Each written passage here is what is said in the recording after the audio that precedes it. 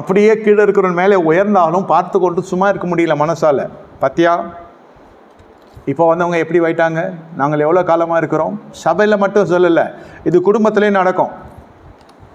இது குடும்பத்தில் பெரிய பெரிய சர்ச்சைகளை கொண்டு வந்து விட்டுரும். இதெல்லாம் என்ன செய்யணாக்கா, உங்களுக்கு ரட்சிப்புக்கு ஏற்ற அந்த பலன், ரட்சிக்கப்பட்ட ஜனமே உனக்கு ஒப்பானவன் யார் என்ன ஆண்டவருடைய வார்த்தை சொல்லுகிறது அல்லவா, அதுக்குள்ள அந்த மேன்மையை தடை செஞ்சிடும். ரட்சிக்கப்பட்டாலே போதும்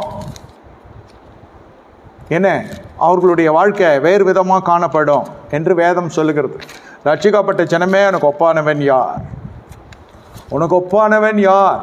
ஆனால் இங்கே ரட்சிக்கப்பட்ட ஜனம் எல்லாம் எதுவுமே சொல்கிறதுக்கு இல்லையா, அப்படி இருக்கிறது என்று பேசுகிறதெல்லாம் அப்படி தான் இருக்கிறது, பார்க்கிறதெல்லாம் அப்படி தான் இருக்கிறது. இஸ்ரவேலே நீ பாக்கியவான், கர்த்தரால் ரட்சிக்கப்பட்ட ஜனமே உனக்கு ஒப்பானவன் யார்? உனக்கு சகாயம் செய்யும் கேடகமும் உனக்கு மகிமை பிறந்த பட்டயம் அவரே. உன் சத்துருக்கள் உனக்கு இச்சகம் பேசி அடங்குவார்கள், அவர்கள் மேடுகளை மிதிப்பா என்று சொன்னான். இங்கே என் வாயை வச்சு நான் சும்மா இல்லாமல் நான் வாயை மூடாதானே, அவன் இச்சகம் பேசி சத்துருக்கள் இச்சகம் பேசி அடங்குவார்கள் என்று வேதம் சொல்லுகிறது. இங்கே என் வாயை மூடுறது இல்லையே, இச்சகம் நானே பேசி கொண்டிருக்கிறேன்னே. அப்புறம் ரட்சிக்கப்பட்ட ஜனமே எனக்கு ஒப்பானவன் யார்? எனக்கு ஒப்பானவன் என் எதிரி தான். அவனை காட்டிலும் உங்களுடைய நாவிலே அதிகாரமும், உங்களுக்கு நாவின் அதிகாரம் வந்து உங்கள் கட்டுப்பாட்டுக்குள்ளே இருக்கணும். மரணம் ஜீவனம் அதில் இருக்கிறது. இந்த மாதத்தில் குறைஞ்சி பேசுங்க, குறைச்சி செலவு பண்ணணும்னு நினைப்போம். நிறைய செலவாயிடுது இல்லையா, எதிர்பாராத எக்ஸ்பென்சஸ் வருது, எதிர்பாராத பண பிரச்சனைகள் வந்து விடுகிறது, எதிர்பாராத செலவினங்கள் வந்து நம்மளை கடங்காரனாக்க வைக்கிறது.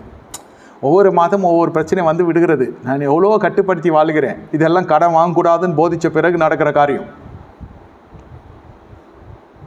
அதுபோல் இந்த இடத்துல நீங்கள் இந்த மாதத்தில் சுருக்கமாக பேசி பழக பாருங்கள். 1ஆம் தேதியிலே சொல்கிறேன், நாவின் அதிகாரத்திலே மரணம் ஜீவனம் இருக்கிறது. நீ கலிலேயன் அல்லவா, உன்னுடைய பேச்சு உன்னை காட்டி கொடுக்கிறது. அதுவரை பேதுரு இயேசு இயேசு இயேசு என்று சுற்றி கொண்டு வருகிறார். Please follow me. இயேசுக்காக போய் வரி கட்டுறார். இயேசுனா அவருக்கு உசுறு. எங்கேதாவது கர்த்தர் குதிக்க சொன்னால் நான் குச்சிடுன்னு சொல்கிறாங்க இல்லையா, அந்த கேஸில் இருந்தார் பேதுரு. அபிஷேகம் பண்ணப்படுவதற்கு முன்பு வரி கட்டுறது மட்டும் இல்லை, அந்த மஸ்கூஸ்ன்றவனுடைய காதை வெட்டி போட்டான், கத்தி எடுத்தான், டமான் வெட்டிட்டான். எப்படா இயேசு நீ கை செய்ய முடியும்னு.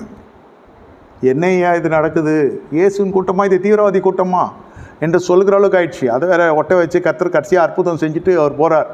அரண்மனையில் போய் சபிக்கவும் சத்தியம் பண்ணவும் தொடங்கிட்டான். இந்த மாதிரி மாம்சத்துக்குரிய கிரியைகள் நீங்கள் செய்கிற வர கர்த்தருக்காக நிற்க முடியும்னு நினைக்காதீங்க. இங்கே கர்த்தரை எளிதிலே மறுதளிச்சிடுவீங்க. அப்புறம் மனம் கசந்து மறுரூபம் அடைந்து மனம் திரும்பி புதிய மனுஷனாக மாறுகிறான்.